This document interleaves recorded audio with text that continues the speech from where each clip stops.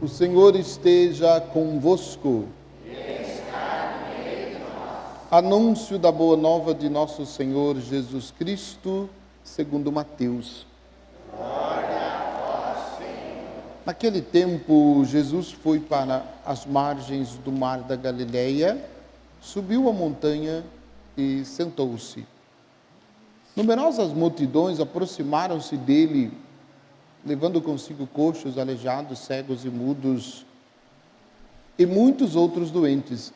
Então, os colocaram aos pés de Jesus e ele os curou. O povo ficou admirado quando viu os mudos falando, e os aleijados sendo curados, os coxos andando e os cegos enxergando, e glorificaram a Deus de Israel. Jesus chamou os discípulos e disse: tenho compaixão da multidão, porque já faz 3 dias que está comigo e nada tem para comer. Não quero mandá-los embora com fome, para que não desmaiem pelo caminho. Os discípulos disseram: onde vamos buscar neste deserto tantos pães para saciar tão grande multidão?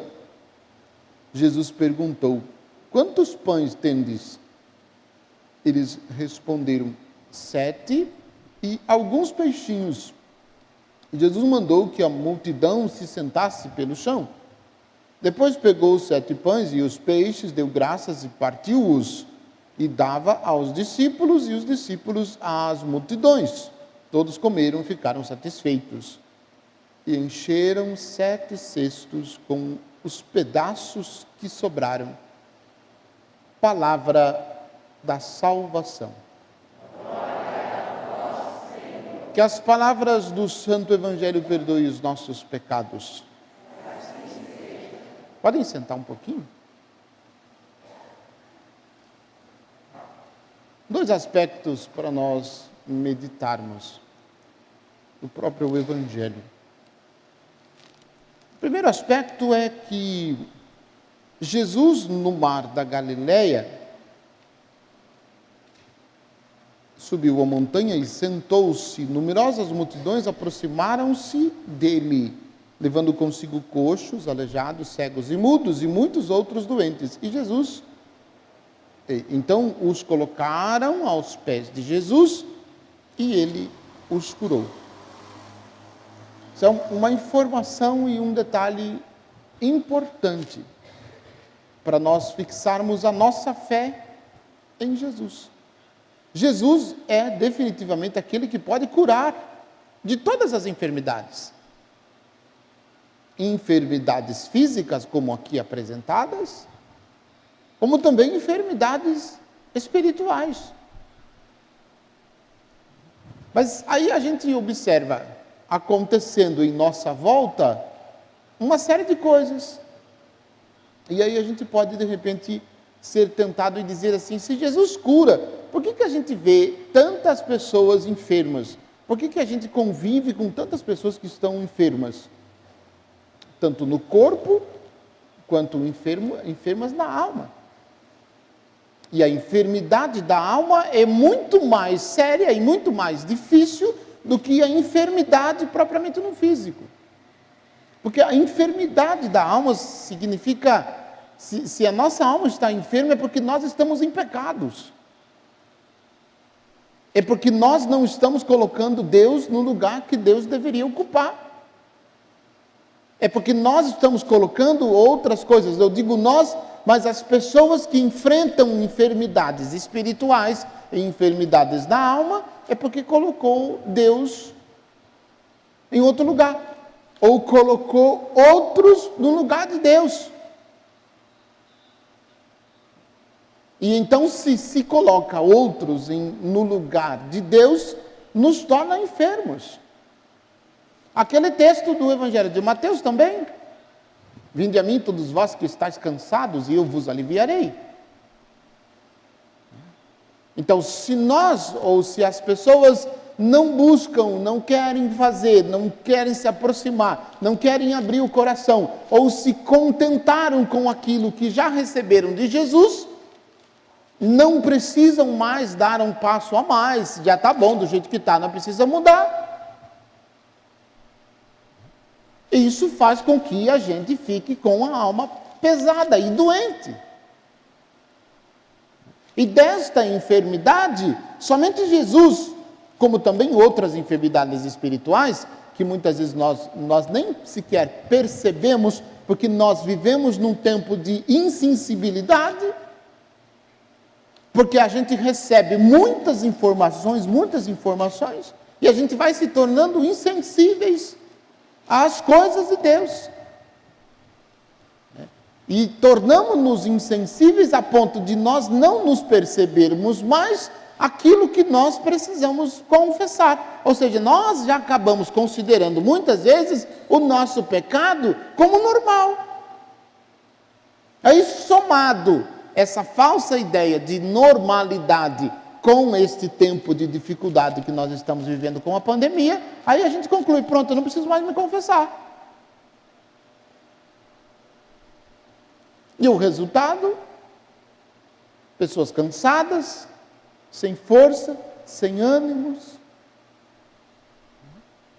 com pessoas constantemente angustiadas, pessoas já à beira de uma depressão. E aí se vai somando a tudo isso a correria da nossa vida e a falta de disciplina, muitas vezes, que nós temos na nossa vida de oração. Vamos nos tornando enfermos.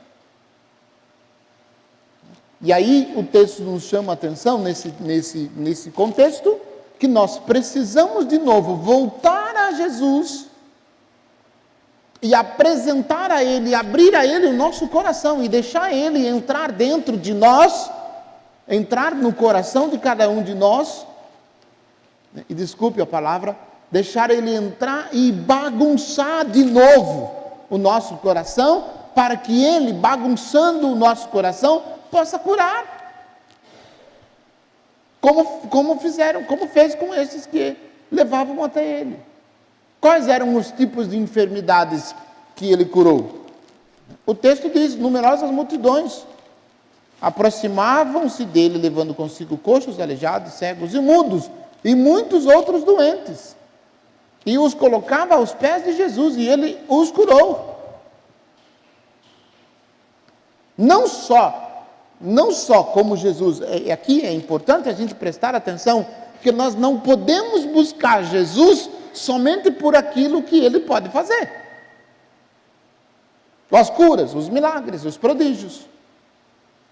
E aí, depois que recebe os prodígios, depois que recebe os milagres, depois que recebe as curas, perna para quem tem. Não precisa mais dele. Então, não é só buscá-lo por causa dos milagres, mas é buscá-lo por aquilo que Ele é, por aquilo que Ele é, e entregar a Ele a vida toda. Entregar a Ele todas as áreas. Entregar a Ele todos os cantos da nossa vida, aqueles cantos mais obscurecidos, aqueles cantinhos lá que a gente está escondendo, que a gente não quer nem mostrar para ninguém.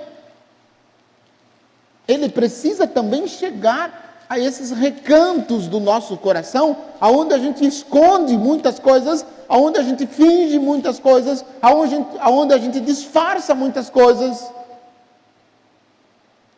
Mas para o Senhor, nós não conseguimos, o Senhor conhece o nosso coração. Mas é preciso que com a nossa permissão, é preciso que com a nossa consciência, a gente permita que o Senhor mexa, que o Senhor cutuque.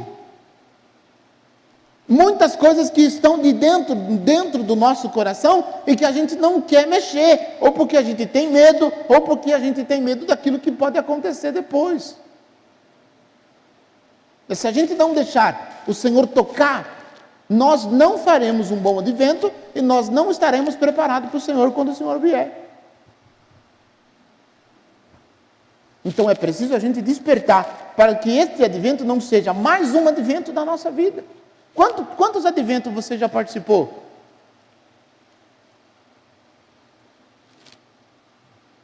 42. Acabei de completar 42, já era só 41, agora é 42 já. Mas são 42 adventos. E de advento em advento, o que mudou? O que Deus transformou? Quais foram os cantos e recantos no meu coração que Deus já transformou? Muita coisa, posso dizer para vocês. Mas ainda tem muita coisa que o Senhor, que eu não deixei ainda. Pasmem vocês, que ainda não deixei o Senhor mexer.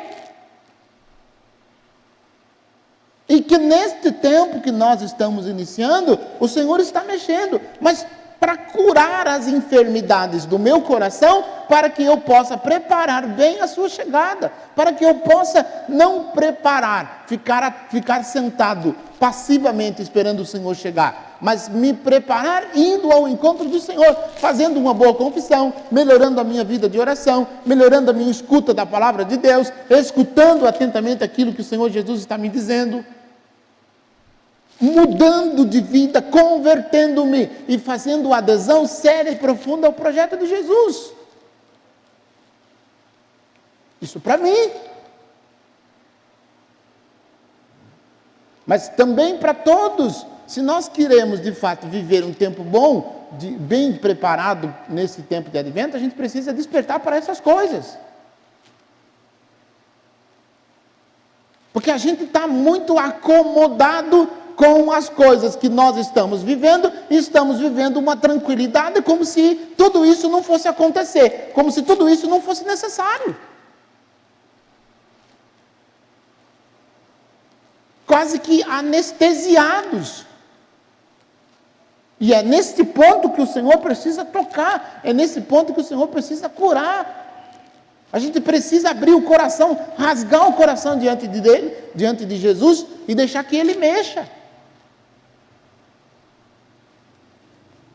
Porque nós precisamos ser curados não só das enfermidades físicas, porque muitas de nossas enfermidades físicas são consequências das nossas enfermidades espirituais. Não estou dizendo que são todas, eu estou dizendo que são muitas de nossas enfermidades físicas, são consequências das nossas doenças espirituais. E as doenças espirituais nos impedem de amar a Deus. Por quê? Porque a gente vai ficando insensível, como Jesus dizia da gula domingo passado, né? Das preocupações da vida. A gente vai ficando, o nosso coração vai tornando-se insensível, e a gente já não percebe mais o que em nós precisa mudar, o que em nós precisa curar. E é por isso que a gente precisa, diante de Jesus, rasgar o nosso coração de novo, para preparar bem a sua chegada. Mas eu disse que seriam dois, esse é o primeiro aspecto que eu queria meditar. O segundo, nós ouvimos no texto, a partir do versículo 32, Jesus tem compaixão da multidão. E tendo compaixão da multidão, realiza a multiplicação dos pães. E aqui é importante, veja, toda essa parte que eu disse no primeiro ponto, é importante a gente se atentar a isso. Quando nós nos aproximamos da Santíssima Eucaristia, corpo e sangue de Jesus, nós nos aproximamos com fome ou nós nos aproximamos com a barriga cheia?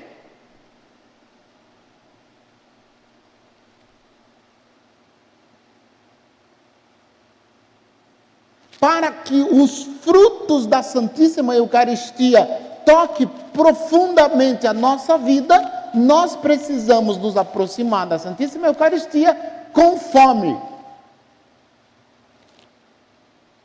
Porque se nós não nos aproximarmos com fome, nós nos aproximaremos como se fosse um pedaço de pão. Ou então, como alguns dizem, como se fosse tão somente o milagre da partilha. Que na Eucaristia acontece o milagre da partilha. Não! O milagre da partilha acontece em outros momentos. Na Eucaristia é corpo de Jesus. É sangue de Jesus. É Jesus presente na Santíssima Eucaristia. É Ele, corpo, sangue, alma e divindade. E se nós não nos aproximarmos dele com fome, ele não irá saciar. Porque daí a gente se aproxima dele de qualquer jeito, a gente não se prepara.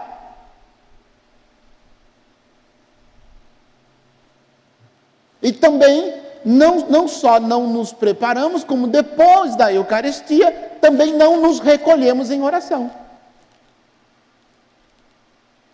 Nos colocamos na fila da Eucaristia, comungamos o corpo do Senhor, voltamos, sentamos no banco, como se não tivesse acontecido nada. Como se fosse, de fato, somente um pedaço de pão que a gente recebeu. E que ficamos distraídos com uma série de coisas. E a nossa distração começa antes mesmo da gente vir para a missa. Não é só depois. Acontece antes, porque a gente não se prepara, porque a gente não se recolhe em oração. E aí nós comungamos o corpo do Senhor e não faz diferença nenhuma. Como também se a gente ficar sem um domingo, 2 domingos, 10 domingos, ficar sem a Eucaristia também não faz falta.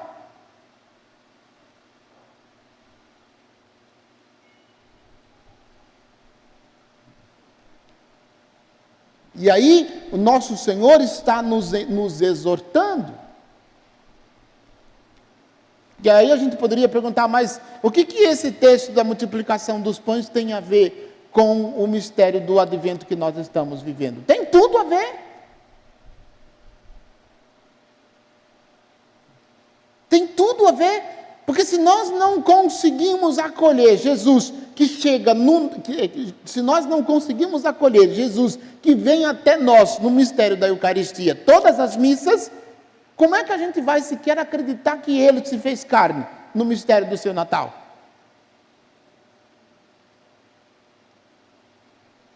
Porque são duas realidades que se entrelaçam.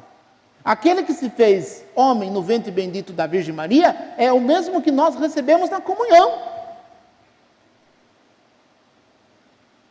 Se nós não aprofundamos a nossa fé nesta certeza real da presença de Jesus, nós também não iremos acreditar que Ele tenha se feito homem para que veio habitar no meio de nós. Que é o contrário, né? Se nós não acreditamos que Ele se fez homem, nós também não acreditamos que Ele se faz presente no altar da Eucaristia. Que é o mesmo. Mas como é que nós o recebemos? Como é que nós nos preparamos para esse encontro? Como é que nós, ao sairmos de casa, estamos preparando o nosso coração para recebê-lo? Estamos distraídos. Na maioria das vezes estamos distraídos. Distraídos com o celular, distraídos com a internet, distraídos com marido, com filho, com criança, com neto, com serviço. E a lista vai aumentando, cada vez mais vai aumentando. A gente vai para a missa, se prepara, toma lá um banhozinho e vai para a missa como se fosse um encontro qualquer. Uma reunião, uma celebração, vou encontrar pessoas, etc. E pronto. Não fosse fazer a experiência do céu, como se a missa não fosse a experiência do céu aqui na terra. Então, a preparação nossa para este encontro na Santa Missa deve ser uma preparação já afetuosa. E o meio para se fazer isso, eu repito, é a confissão, gente. Como eu disse em outra ocasião, eu repito. É preciso, para que a gente vivencie de fato os frutos da Eucaristia, é preciso que a gente faça uma boa confissão. Mas a gente fica cheio de frescura, né? Eu não vou confessar com o Padre Samuel, porque o Padre Samuel me conhece os meus pecados.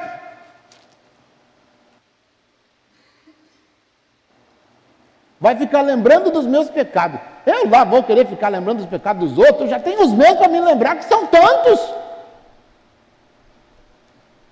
Eu vou ficar lembrando dos seus pecados agora? Capaz, eu não dou conta nem dos meus. Mas se é tão difícil assim você procurar o Padre Samuel aqui para se confessar, procure outros padres, vai em Itu.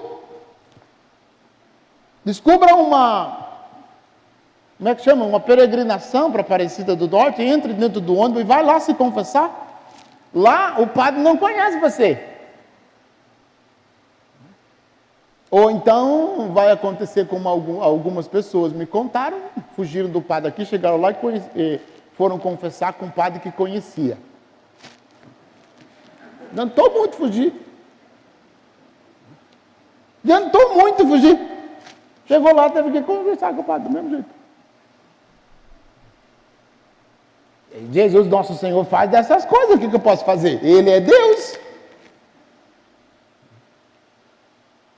Mas nós perdemos os frutos da nossa participação na Eucaristia porque a gente a gente colocou os pecados nossos como na categoria de normal. É normal pecar. Então, se é normal pecar, não tem problema. É exatamente assim que o diabo quer que a gente viva.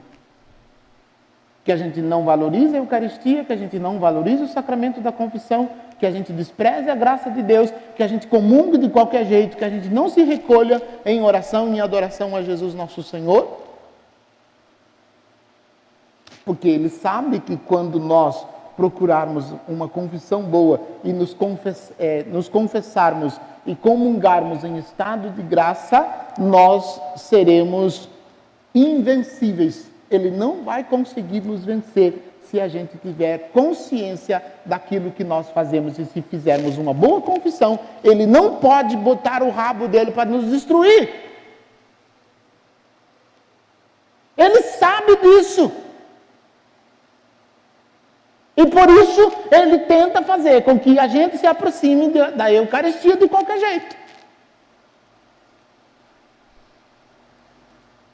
E aí nós não experimentamos aquilo que Ele tem para nos preparado para nós. Porque a gente não entra em uma intimidade com Ele, né, profunda de oração. E a gente vai de missa em missa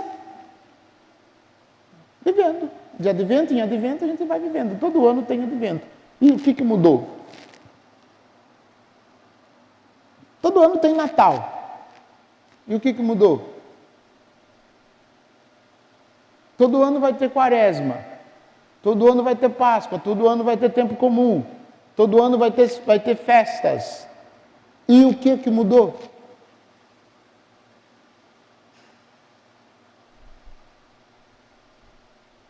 Então, é tempo da gente meditar, é tempo da gente refletir, é tempo da gente rezar, é tempo da gente avaliar, é tempo da gente fazer uma revisão de vida. Tempo do advento. Para acolher o Senhor que vem. E esse fazer revisão de vida significa que nós estamos indo ao encontro do Senhor que vem vindo, que está chegando.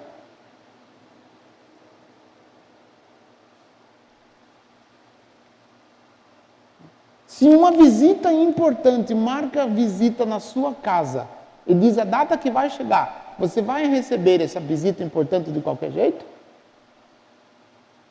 A pessoa pode pegar você desprevenido se não avisar. Mas se avisar, a gente vai querer fazer uma boa acolhida, não é? Então, Jesus está chegando. Ele vem. Ele vem vindo. E quando Ele chegar, como é que vai estar o nosso coração?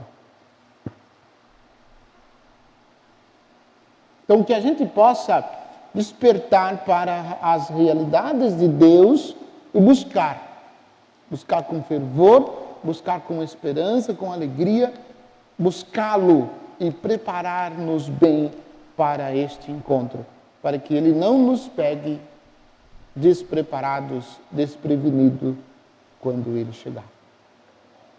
Louvado seja nosso Senhor Jesus Cristo.